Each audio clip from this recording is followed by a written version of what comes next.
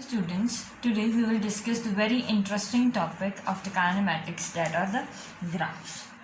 ठीक है, काइनेमेटिक्स में हम तीन तरह के ग्राफ्स पढ़ते हैं. पहला ग्राफ है पोजीशन टाइम ग्राफ,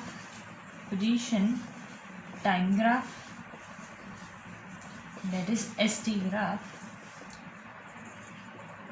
सेकंड है velocity time graph and third है हमारा एक्सेलरेशन टाइम ग्राफ.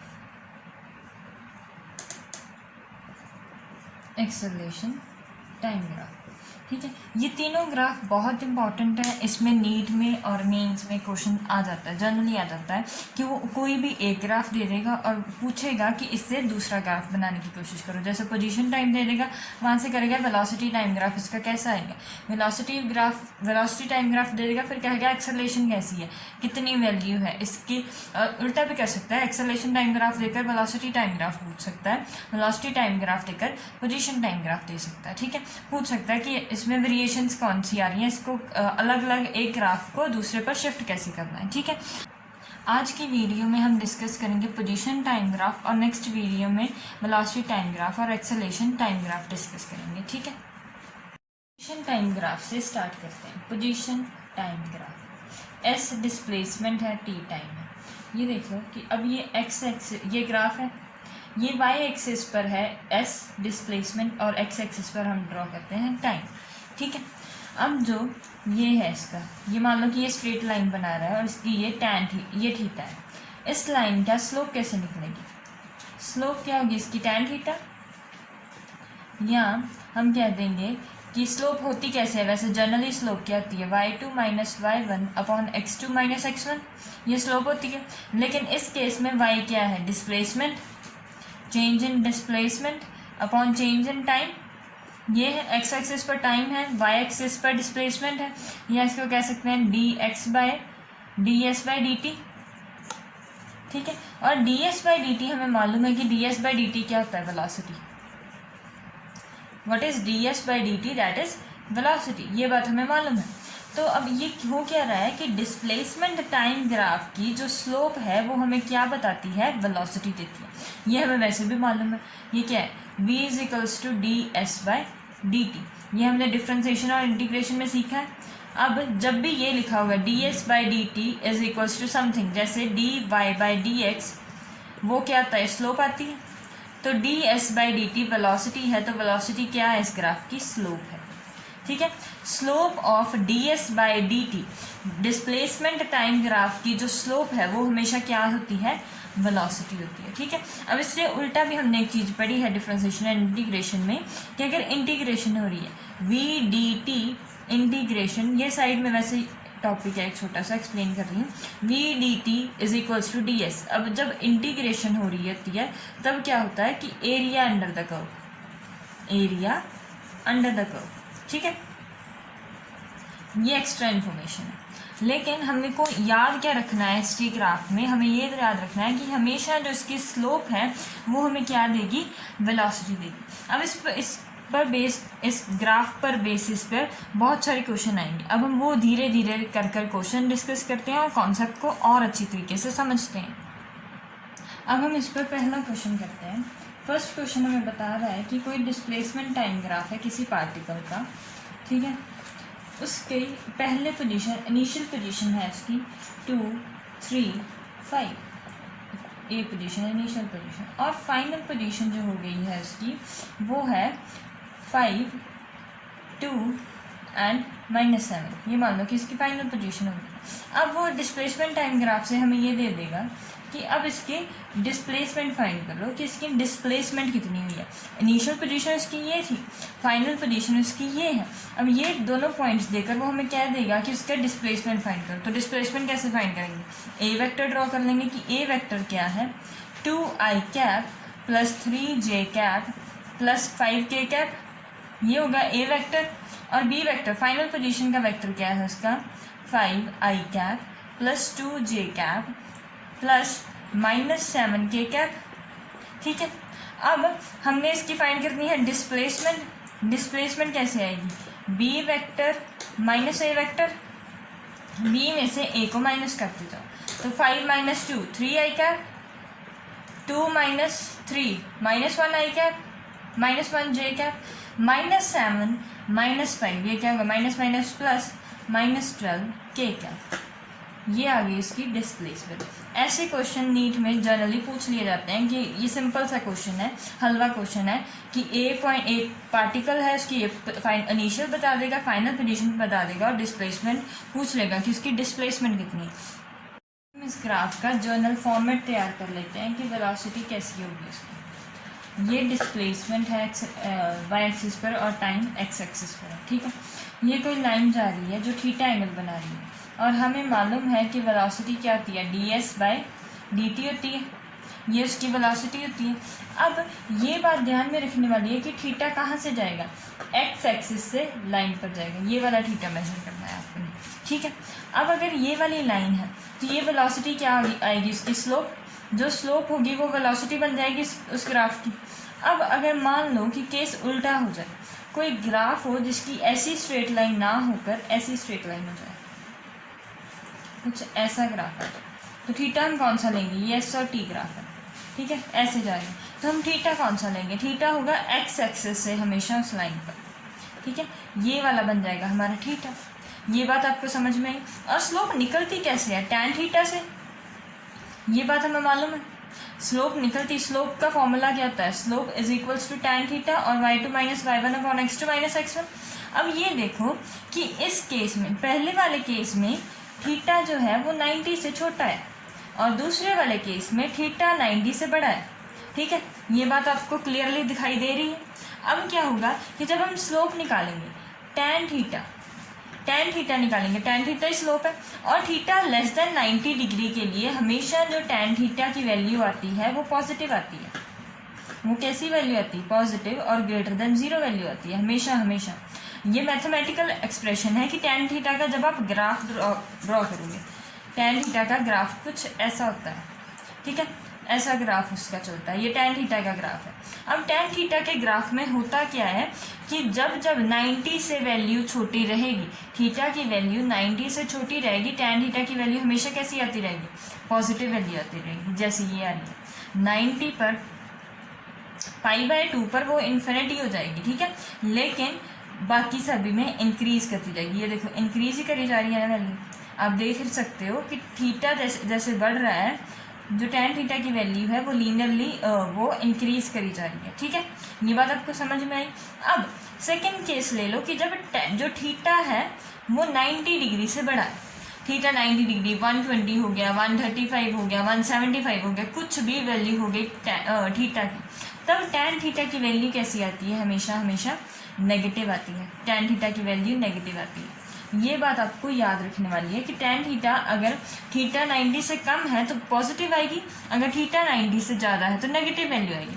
और एसटी ग्राफ का जो टैन थीटा है, टैन थीटा का स्लोप ना, ST graph position time graph की जो स्लोप है वो क्या है, वेलोसिटी है, वेलोसिटी उसकी स्लोप है और स्लोप क्या है, टैन थीटा। अब वेलोसिटी के लिए भी तो यही रिलेशन आएगा कि अगर वेलोसिटी वाला जो एंगल है वो 90 डिग्री से कम है तो वेलोसिटी हमेशा क्या रहेगी, पॉजिटिव रहेगी। अगर टैन थीटा ज़्यादा हो गया तो नेगेटिव, टैन थीटा 90 से ज़्यादा हो गया, थीटा 90 से ज़्यादा हो गया, टैन थीटा हो जाएगा नेगेटिव और इसकी वेलोसिटी की वैल्यू भी क्या हो जाएगी, नेगेटिव। ये बात आपको समझ में आ रही है। अब इसी पर हमें क्वेश्चन डिस्कस कर लेते हैं। जैसे मान लो कि ये मुझे पोजीशन टाइम ग्राफ गिवन है, पोजीशन टाइम ग्राफ गिवन है जो कुछ ऐसा है ग्राफ, ठीक है। ये कुछ ऐसा ग्राफ है कि पार्टिकल पहले यहाँ था, टाइम 0 पर पार्टिकल यहाँ था, फिर ऐसे गया, फिर ऐसे गया, फिर ऐसे गया। ये उसका पाथ नहीं है, ये वैसे ये है कि टाइम, इतने टाइम पर डिस्प्लेसमेंट कितनी, इतने टाइम पर उसकी डिस्प्लेसमेंट कितनी और क्या क्या उसकी डिस्प्लेसमेंट है टाइम के रिस्पेक्ट में, वो ग्राफ ये ड्रॉ हो गया। ये मान लो कि ये वैल्यू है 5, ये वैल्यू है 10 और ये वैल्यू है 15, ठीक। और ये वैल्यू सपोज कर लो कि ये वैल्यू 10 मीटर, ये मीटर्स में है और ये सेकंड्स में है। अब हमने फाइंड क्या करना है, फाइंड वेलोसिटी फाइंड करनी है। किस में, अगर ये पॉइंट O है, ये A है, ये B है और ये C है। फाइंड वेलोसिटी इन रीजन, किस रीजन में पहले फाइंड करनी है? OA रीजन में फाइंड करो, फिर AB रीजन में फाइंड करनी है और फिर BC रीजन में हमें वेलोसिटी फाइंड करनी है कि वेलोसिटी कितनी कितनी आ रही है। ठीक है, अब यहाँ पर देखो ये वाला सिर्फ इसी रीजन को मानकर देखो, पहले इसी रीजन की हम बात करेंगे, ये वाले की। अब क्या करना है कि यहाँ पर ST ग्राफ है जो, उसमें स्ट्रेट लाइन ऐसी बन रही है जो एक्स एक्सिस से पास हो रही है, तो ये वाला एंगल थीटा आ जाएगा, ये वाला थीटा होगा। और यहाँ की इसकी वेलोसिटी फाइंड करनी है, तो इसको लिख लो वेलोसिटी इन OA रीजन में वेलोसिटी कैसे आएगी? ये वाली स्ट्रेट लाइन जो है वो वेलोसिटी दे देगी हमें। वेलोसिटी क्या होगी? y2 minus y1 upon x2 minus x1, ये वेलोसिटी हो जाएगी। लाइन की जो स्लोप है, ST ग्राफ की जो स्लोप है वो वेलोसिटी है। वेलोसिटी कैसे आएगी? जैसे स्लोप आती है, स्लोप कैसे आती है? y2 minus y1 upon x2 minus x1। y2 की वैल्यू 10, y1 की वैल्यू 0, x2 की वैल्यू 5 और x1 की 0, ये आ गई 2 मीटर पर सेकेंड। ठीक है, ये बात जितनी आप रिपीट करोगे उतना ही याद रहेगा कि ST ग्राफ की जो स्लोप है वो हमें क्या देगी? वेलोसिटी देगी। अब हमने फाइंड करनी है velocity in AB region. AB region में वेलोसिटी फाइंड करनी है। ठीक है, वो एक स्ट्रेट लाइन बन रही है, ये AB रीजन है, यहाँ की वेलोसिटी कितनी आएगी? y2 minus y1 upon x2 minus x1। Final y कितना है? 10 ही है, और इनिशियल y भी कितना है? 10 अपॉन 10 माइनस 5, ये भी क्या हो गई? 0 मीटर पर सेकेंड। ठीक है, ये आ गई वेलोसिटी AB रीजन में कितनी है? ये 0 मीटर पर सेकेंड। और इसको हमेशा एक रिजल्ट बनाकर याद रख लो कि जब भी ST ग्राफ हो और स्ट्रेट लाइन जा रही हो, स्ट्रेट लाइन जा रही है, इसका मीनिंग है क्या कि पोजीशन उसकी 10 मीटर पर ही है। टाइम इंक्रीज हो ही जा रहा है, हो ही जा रहा है, हो ही जा रहा है लगातार। 5 आया, 10 आया, 15 आएगा, 20 आएगा, 30 आएगा, जितना मर्जी टाइम आएगा, लेकिन उसकी पोजीशन 10 मीटर ही है अगर, तो इसका मतलब कि वो बॉडी रेस्ट पर है। और इस केस में भी यही हो रहा है कि 5 से 10 सेकेंड के बीच में उसकी डिस्प्लेसमेंट 10 मीटर ही रही है, तो इसका मतलब कि वो वहीं पर खड़ी रही, बॉडी मूव की नहीं। अगर मूव की नहीं है तो उसकी वेलोसिटी क्या आएगी? 0 आएगी। ठीक है, अब हमने फाइंड करनी है वेलोसिटी इन BC रीजन में वेलोसिटी फाइंड करनी है। अब वेलोसिटी का फॉर्मूला फिर से हम क्या लगाएंगे? y2 minus y1 upon x2 minus x1। y2 कितना है? जितनी उसकी फाइनल पोजीशन है, फाइनली वो यहाँ पर है, यहाँ से मोशन स्टार्ट किया था और फाइनली वो यहाँ पर आई है C पॉइंट, तो इसका मतलब कि y की वैल्यू कितनी है? 0 और इनिशियल वैल्यू -10 अपॉन टाइम कितना है? टाइम फाइनली टाइम 15 है और इनिशियली टाइम 10 है, तो ये आ गया -10/5, डेट इज़ -2 मीटर पर सेकेंड। अब इसी बात से पुराने वाली बात याद करते हैं। ये हमने क्वेश्चन निकाल लिया ना कि वेलोसिटी AB में कितनी है, OA में कितनी है, AB में कितनी है और BC में कितनी है। अब हमने पिछले क्वेश्चन में क्या किया था? पिछले हमने अभी टॉपिक में फाइंड किया है कि अगर थीटा जो है वो लेस देन 90 डिग्री है तो क्या होगा? वेलोसिटी हमेशा क्या आएगी? पॉजिटिव। और अगर थीटा 90 डिग्री से बड़ा है तो वेलोसिटी क्या आएगी? हमेशा नेगेटिव। ये हमने फाइंड किया अभी। अब यहाँ पर देखो, ये वाला थीटा है इस लाइन के लिए, ये वाली OA लाइन के लिए थीटा ये है, और BC लाइन के लिए थीटा ये वाला है बहुत बड़ा, ये थीटा 2 मान लो और ये थीटा 1 मान लो। ठीक है, इस लाइन के लिए थीटा 1 है और इस लाइन के लिए थीटा 2 है।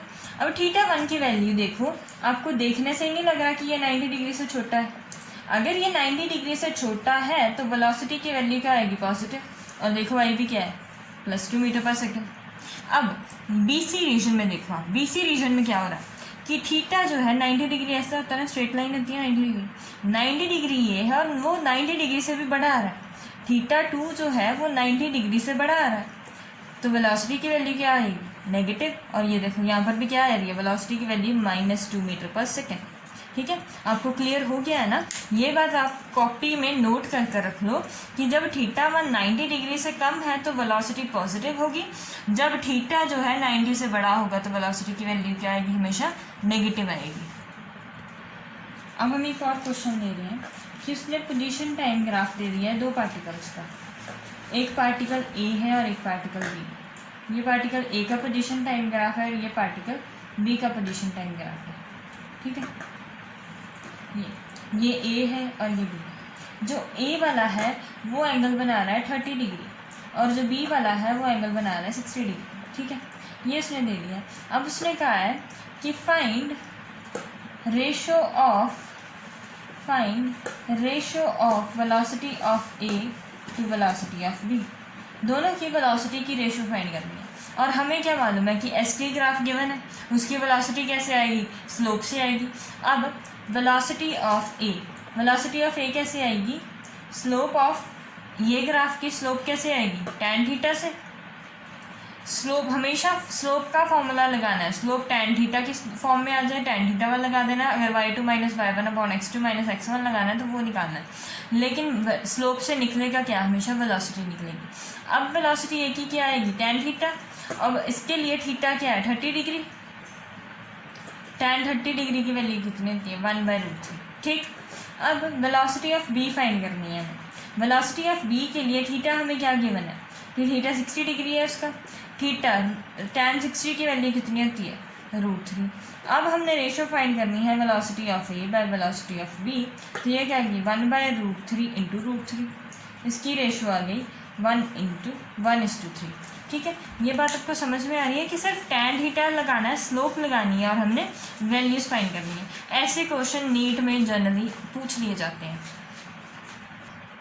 ये बात तो हमने अब सीख ली कि अगर स्ट्रेट लाइन हो तो उसकी स्लोप निकाल लो और वो वेलोसिटी दे देगी। लेकिन अगर आपको मान लो कि पोजीशन टाइम ग्राफ कुछ ऐसा गिवन है, ये पोजीशन टाइम ग्राफ है और ये कुछ ऐसा है, तो अब उसने कहा है कि वेलोसिटी फाइंड करो। इस केस में वेलोसिटी कैसे फाइंड कर लूँगी, अब इस केस में तो वेलोसिटी फाइंड हो ही नहीं सकती क्योंकि हर पॉइंट पर थीटा चेंज हो रहा है। कैसे करोगे इसकी वेलोसिटी फाइंड, क्या आएगी इसकी वेलोसिटी, ये मोशन कैसा आएगा।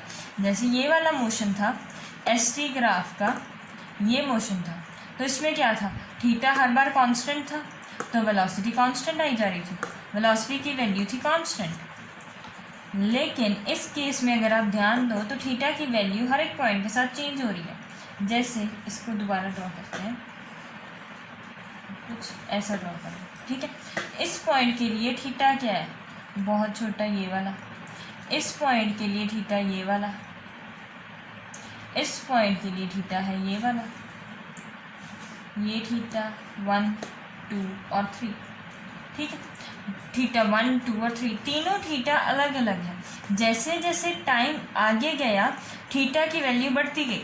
अब अगर थीटा बड़ा हो रहा है, थीटा इंक्रीज कर रहा है टाइम के साथ, इसको ऐसे लिख लो कि अगर थीटा इंक्रीज हो रहा है और टाइम भी इंक्रीज हो रहा है, थीटा के इंक्रीज होने का मतलब क्या है कि tan थीटा की वैल्यू इंक्रीज हो रही है।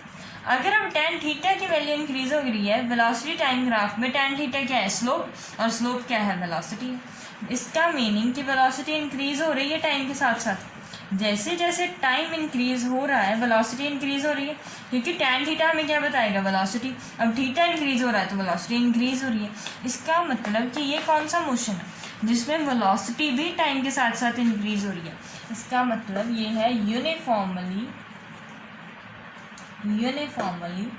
Accelerated motion. ठीक है, इसमें एक्सेलरेशन भी है। एक्सेलरेशन कहाँ से आई, क्योंकि वेलोसिटी टाइम के साथ साथ इंक्रीज हो रही है, ये एक एक्सेलरेटेड मोशन है। ठीक है, अब ये बात आपको समझ में आई। अगर ऐसा ही ग्राफ में बना दो एक और एस टी, अगर ग्राफ में कुछ ऐसा बना दो, अब क्या हो रहा है कि इस पॉइंट के लिए थीटा है ये वाला बड़ा सा, इस पॉइंट के लिए थीटा है ये वाला छोटा सा है, इस पॉइंट के लिए थीटा तो ऑलमोस्ट 0 हो गया। मीन्स पहले वैल्यू थी कोई थीटा की, बाद में कम होगी और फाइनली थीटा की वैल्यू 0 होगी। इसका मतलब क्या है कि थीटा डिक्रीज हो रहा है टाइम के, जैसे जैसे टाइम इंक्रीज हो रहा है थीटा डिक्रीज हो रहा है। थीटा डिक्रीज हो रहा है तो tan थीटा भी डिक्रीज हो रहा है। अगर tan थीटा डिक्रीज हो रहा है तो वेलोसिटी डिक्रीज हो रही है। वेलोसिटी डिक्रीज होने का मीनिंग क्या है कि टाइम जैसे जैसे पहले था कि जैसे हर एक टाइम पे जैसे 2 सेकेंड के बाद 2 मीटर पर सेकेंड वेलोसिटी इंक्रीज हो रही है, और 4 सेकेंड पर क्या हो रही है, पहले जैसे मान लो कि 4 है, हर 2 सेकेंड में 2 इंक्रीज हो रही है तो 4 2 6 हो जाएगी। 2 सेकंड के बाद, फिर से 6 सेकंड पर वो 8 मीटर पर सेकंड हो जाएगी।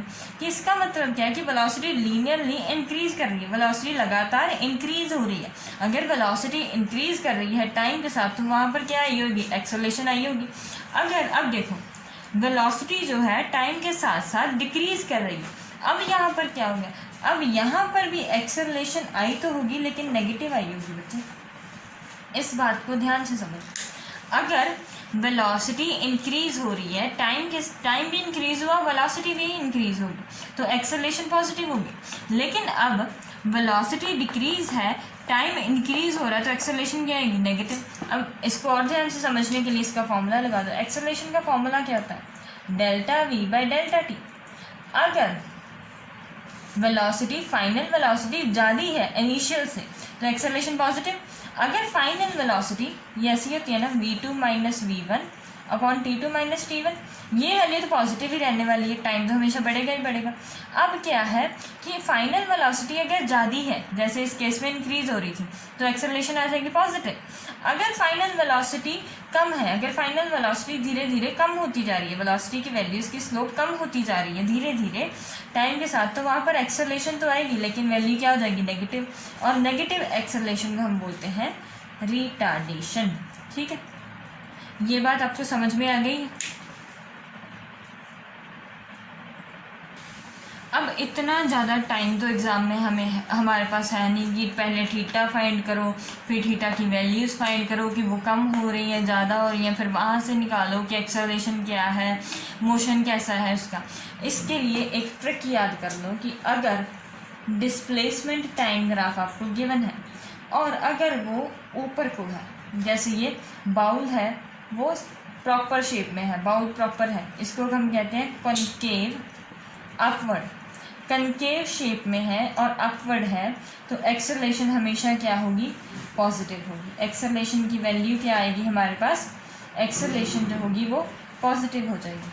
अगर डिस्प्लेसमेंट टाइम ग्राफ है हमारे पास और ये डाउनवर्ड बाउल है लेकिन डाउनवर्ड, या कह दो कि डाउनवर्ड कनकेव है, तो एक्सेलरेशन की हमेशा वैल्यू क्या आएगी हमारे पास, नेगेटिव वैल्यू आ जाएगी। ठीक है, ये एक सिंपल सा तरीका था। अब इसके साथ एक और रिज़ल्ट तैयार कर लो, वो बहुत काम आएगा। वो क्या है कि अगर एक्सेलरेशन और वेलोसिटी क्या सेम साइन हो, अगर इन दोनों का सेम साइन है तो हमेशा जो स्पीड है वो इंक्रीज़ करेगी, स्पीड जो है वो इंक्रीज़ करेगी। और अगर एक्सेलरेशन और वेलोसिटी की अपोजिट साइन है तो स्पीड क्या करेगी, डिक्रीज़ करेगी। जैसे कि अगर दोनों ही पॉजिटिव हैं या दोनों ही नेगेटिव हैं तो स्पीड तब भी इंक्रीज़ होगी, अगर एक पॉजिटिव एक नेगेटिव तो स्पीड क्या हो जाएगी, डिक्रीज़ हो जाएगी। अब हम एक क्वेश्चन डिस्कस कर लेंगे और उसी से ये पोजीशन टाइम ग्राफ का सारा टॉपिक आज के लिए वाइंड अप कर देंगे। ठीक है, लास्ट क्वेश्चन हम आज का डिस्कस कर रहे हैं, वो क्या है कि अगर ये पोजीशन टाइम ग्राफ है, तो ये ST ग्राफ है, पोजीशन टाइम ग्राफ है, वो कुछ ऐसा है, ऐसा पोजीशन टाइम ग्राफ है, तो इसके लिए ड्रॉ करो, ड्रॉ वेलोसिटी टाइम ग्राफ। ऐसे क्वेश्चन आ जाते हैं जर्नली पेपर में, ऐसे क्वेश्चन आएंगे ही आएंगे कि आपको ये वाला ग्राफ दे दिया होगा, ST ग्राफ दे दिया जाएगा और वो पूछेगा कि VT ग्राफ फाइंड करो। अब इस केस में क्या हो रहा है, अब इस केस में एक बात ध्यान में रखो आप कि इस पॉइंट पर ये टेंजेंट जो आएगी वो स्ट्रेट लाइन आएगी इसकी टेंजेंट, तो यहाँ पर तो वेलोसिटी थीटा ज़ीरो होने वाला है, यहाँ पर थीटा ज़ीरो होने वाला है, तो टैन ज़ीरो भी ज़ीरो होगा। अब अगर टैन थीटा ST ग्राफ के लिए टैन थीटा क्या है, वेलोसिटी, तो वेलोसिटी इस पॉइंट पर ज़ीरो हो जाएगी। ठीक है, ये बात आपको समझ में। अब इसको दो पार्ट में हम डिवाइड कर लेंगे, ये पहला पार्ट बना लेंगे और ये सेकंड पार्ट बना लेंगे। अब इस पार्ट के लिए बात करें, इस पार्ट में क्या हो रहा है, डाउनवर्ड कनकेव आ रहा है, कनकेव कौन सा आ रहा है, डाउनवर्ड आ रहा है ना, बाउल जो है वो उल्टा आ रहा है। इस वाले पार्ट में क्या हो रहा है कि इस वाले पार्ट में कनकेव जो है वो उल्टा आ रहा है, तो यहाँ पर क्या होगी कि अगर वो डाउनवर्ड आया है तो हमें मालूम है कि एक्सेलरेशन यहाँ पर क्या आएगी, नेगेटिव। अब यहाँ पर देखो, अब ध्यान से देखो कि ये अगर ग्राफ है तो यहाँ पर ड्रॉ की मैंने, यहाँ पर अगर हम टेंजेंट्स ड्रॉ करते जाएंगे, टेंजेंट सारी की सारी ड्रॉ करते जाएंगे, तो वेलोसिटी कैसी आएगी? पॉजिटिव आएगी, क्योंकि टैन थीटा जो थीटा है वो लेस देन 90 डिग्री है। अब हर एक पॉइंट के लिए जब आप टेंजेंट्स ड्रॉ करोगे तो वो लेस देन 90 डिग्री आती जाएगी। अब इस केस में वेलोसिटी जो है वो पॉजिटिव है। अगर एक्सेलरेशन नेगेटिव है, वेलोसिटी पॉजिटिव है, तो स्पीड अपोजिट साइन हो गया, तो स्पीड यहाँ पर क्या करेगी? डिक्रीज करेगी। फाइनली डिक्रीज करती करती वो यहाँ पर 0 हो जाएगी। अब इस केस में भी क्या है? फिर से वो नेगेटिव है, एक्सेलरेशन नेगेटिव है, डाउनवर्ड है, एक्सेलरेशन यहाँ पर भी नेगेटिव, वेलोसिटी यहाँ पर फिर से नेगेटिव, वेलोसिटी डिक्रीज हो जाएगी, नहीं सॉरी यहाँ पर पॉजिटिव आएगी वेलोसिटी, यहाँ पर नेगेटिव आएगी, और यहाँ पर स्पीड इंक्रीज हो जाएगी।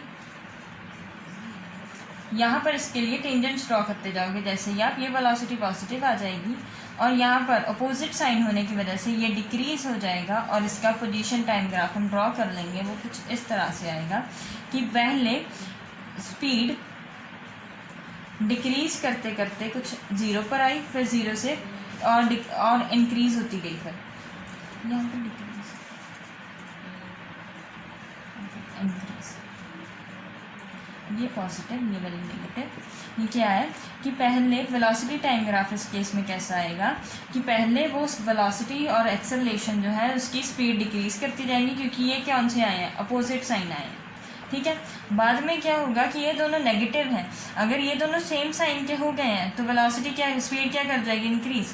तो ये वेलोसिटी टाइम ग्राफ कुछ इस तरह का होगा कि पहले वेलोसिटी डिक्रीज कर रही है, स्पीड पॉजिटिव, यहाँ पर वैल्यू तो पॉजिटिव है लेकिन हो क्या रही है? डिक्रीज होते होते वो 0 पर आएगी किसी टाइम पर।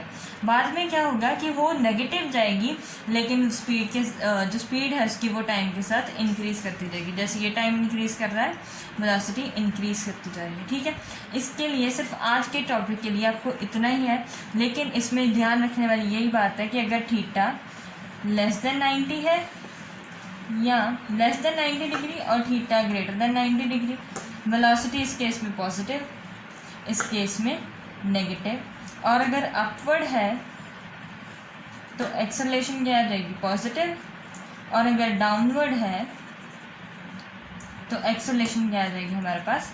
नेगेटिव। इसको डब्बे में भी बना लो और अपनी कॉपी में नोट कर लो, ये बहुत इंपॉर्टेंट है। इस टाइप के क्वेश्चन आपको पेपर में मिलेंगे कि आपको एक ग्राफ दे देगा वो और कहेगा कि दूसरा ग्राफ फाइंड करो, ऑप्शंस दे देगा कि इसमें से कौन सा ग्राफ इसके रिलेट करता है, और ट्रिक क्या है यही आपको फॉलो करनी है, और इसी से आपके सारे के सारे क्वेश्चंस होते जाएंगे। So thank you for watching the video, subscribe my channel.